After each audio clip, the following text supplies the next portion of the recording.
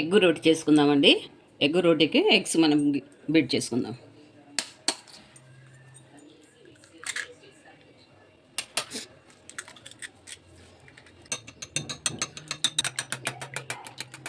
కొద్దిగా ఉప్పు, ఎందుకంటే రోటీలో కూడా ఉంటుంది కదా, కొద్దిగా చూసుకొని వేసుకో.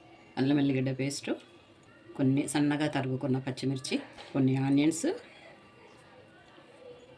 కొద్దిగా కొత్తిమీర, కొద్దిగా టమాటాలు. పెంకర రోటీ వేసుకున్నామండి. ఇది హాఫ్ బాయిల్ చేసుకోవాలి మనము.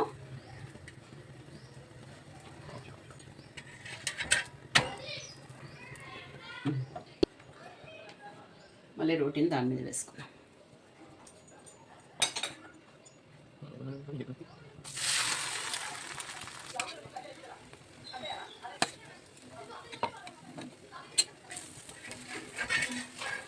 తిరిగేసుకున్నామండి.